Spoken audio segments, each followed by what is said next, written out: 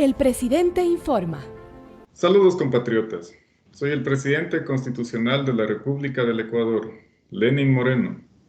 Por los poderes que me otorga el mandante pueblo ecuatoriano, me dirijo a ustedes para socializar las medidas económicas y sanitarias necesarias para enfrentar la crisis causada por la pandemia del COVID-19 que está perjudicando a nuestra nación. Mediante el decreto número 1021, he decidido renegociar la deuda externa y aplazar los pagos a los organismos internacionales de crédito y destinar estos recursos económicos al sistema de salud pública del país. Se implementará un nuevo impuesto para quienes perciban un sueldo igual o superior a $1,000 mensuales en el sector público. Y para finalizar, se restringe la movilidad a los ciudadanos en los horarios de lunes a viernes de 8 p.m. a 5 a.m., sábado y domingo de 6 p.m. a 7 a.m. del próximo día. Además, quiero expresar mi agradecimiento a la señora presidenta de la Asamblea y los ministros de gabinete, con quienes estamos aunando esfuerzos para superar este difícil momento.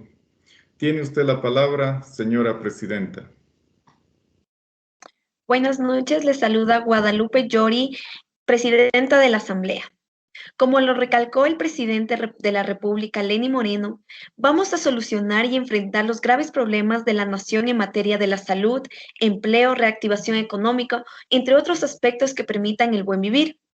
También vamos a deliberar, priorizar políticas y generar acuerdos para la prosperidad del país.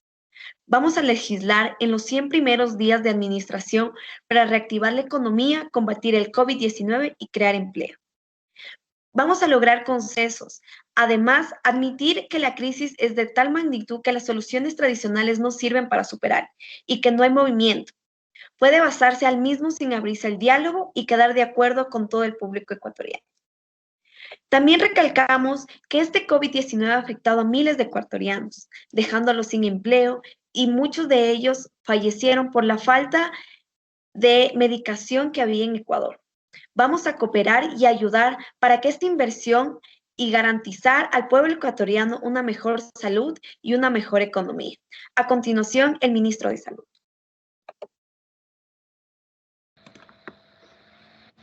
Buenas noches, soy el ministro de Salud, Juan Carlos Ceballos. Puesto en el cargo por el señor presidente ante la renuncia de la ministra Catalina Andra Muñoz. Doy a conocer las estadísticas recopiladas hasta el momento del Instituto Nacional de Investigación. Este indicador de actualizaciones diarias reporta el número de acumulados en las muestras tomadas para la realización de las pruebas PCR en los laboratorios autorizados en Ecuador. Cabe indicar que pueden existir más de una muestra por persona durante el proceso diagnóstico. El 29 de febrero del 2020 se confirmó el primer caso de coronavirus y el 13 de marzo se activó el COE Nacional para la Coordinación de la Emergencia, habiendo 400,000 pacientes recuperados, 48,000 casos dados de alta, 15,000 personas fallecidas, 650 hospitalizados estables, 427 hospitales con pronóstico reservado y 1 millón de casos fuera descartados, 2 millones llamadas al 171 relacionadas al COVID-19. En los primeros meses de la crisis sanitaria por el COVID-19, el Ministerio de Salud de Ecuador dispuso que los centros de primer nivel de atención también vieran pacientes con síntomas de coronavirus. Entre marzo y abril, Guayaquil se convirtió en el epicentro de la pandemia en Ecuador. Los cadáveres en las calles evidenciaron el colapso de los hospitales ante el desborde de casos graves de coronavirus en los primeros meses de la crisis sanitaria. Frente a esta situación, el Ministerio de Salud anunció que los establecimientos del primer nivel de atención de la ciudad también pueden atender casos sospechosos de COVID-19 para evitar que el estado de los contagiados se complique y llegue en estado grave a los hospitales. Se indicó que en Guayaquil se activaron otros actores claves de la atención primaria como los médicos de barrio para evitar visitas domiciliarias y entregar medicinas. A continuación, el ministro de Finanzas. Gracias, ministro de Salud. Buenas noches. Les habla Richard Martínez, ministro de Finanzas. Antes que nada, quiero generar una nota de solidaridad con todas las personas, presidente, asambleísta, ministro que el día de hoy acompañan en esta sección, y con todos los ecuatorianos que han sido víctimas en sus entornos familiares por efecto de esta pandemia. Como bien saben, la economía representa un débil desempeño desde el año 2015, con registros de bajo crecimiento y cifras desconcertantes de aumento de pobreza, desigualdad, desempleo.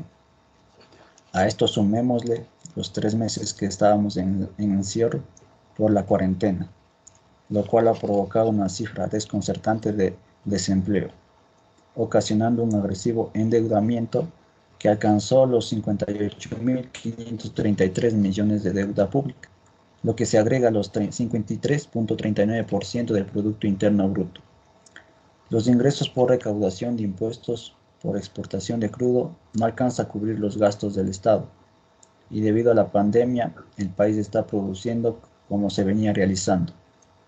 Y si queremos la reactivación del empleo, aquí hay algo muy importante, es de reconocer nuestra realidad, ya que no se cuenta con los recursos económicos para poder desplegar un apoyo de manera general, lo cual, como primera acción, vamos a tener un despliegue de 760 millones de dólares para la adquisición de equipos médicos, test de protección, medicamentos, respiradores, etc. Y como segunda opción, vamos a contar con un bono de 60 dólares para 1 millón de familias, con un presupuesto total de 150 millones de dólares. Para finiquitar, todos los recursos que obtenga el Ecuador serán principalmente para combatir la pandemia. Ese sería el punto primordial para que todos los ecuatorianos puedan obtener la vacuna contra el COVID.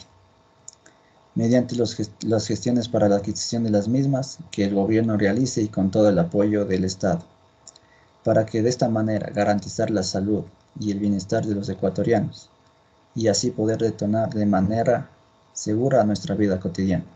Tiene la palabra la ministra de Trabajo.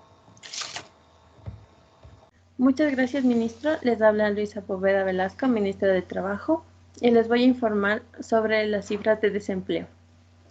A diciembre del 2019, el total de la población con empleo informal era del 47%, y el 60% no estaba afiliada a la Seguridad Social. Este escenario se vuelve aún más retador, pues el mantener a nuestra sociedad sana y alimentada es la prioridad económica y política actual. Esto nos exige pensar fuera de las medidas convencionales experimentadas y de lo que la teoría convencional propone. Según Byron Villasís, es director del Instituto de Estadísticas, la situación real es peor de lo que se refleja en las cifras, porque además estas han dejado fuera la medición de la informalidad, que antes del coronavirus ya afectaba a casi la mitad de los trabajadores. Es el 47% a diciembre del 2019.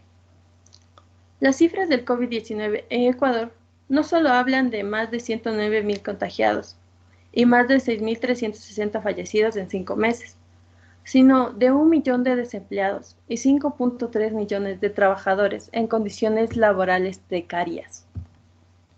Ningún trabajo fue exento de despidos, incluso hubieron varios sectores que sufrieron daños de mayor magnitud, como el sector turístico y hotelero, en el que se pierde diariamente 1 millón de empleos por los efectos causados de la pandemia del coronavirus, según el Consejo Mundial de Viajes y Turismo.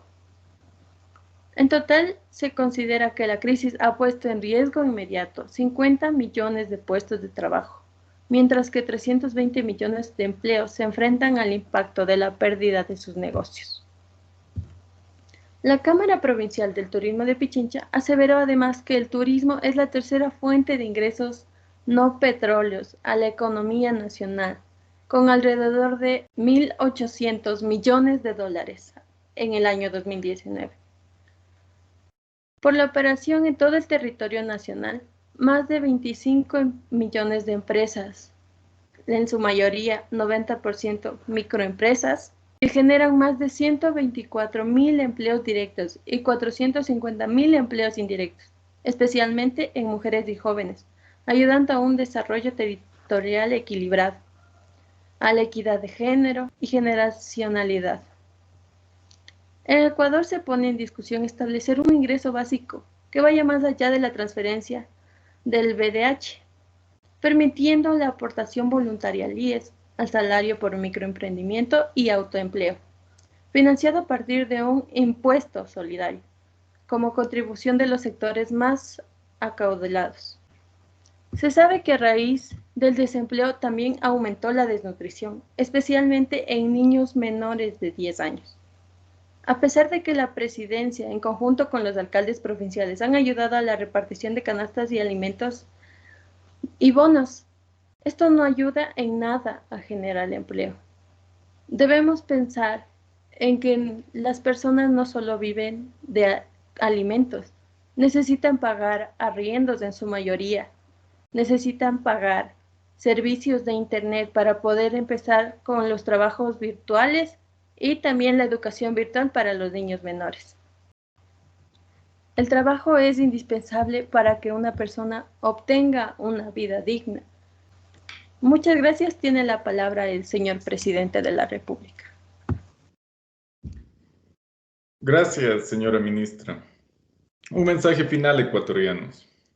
Les invito a que no perdamos la esperanza. Confíen que juntos lo lograremos. Muchas gracias. Gobierno de la República del Ecuador. El gobierno de todos.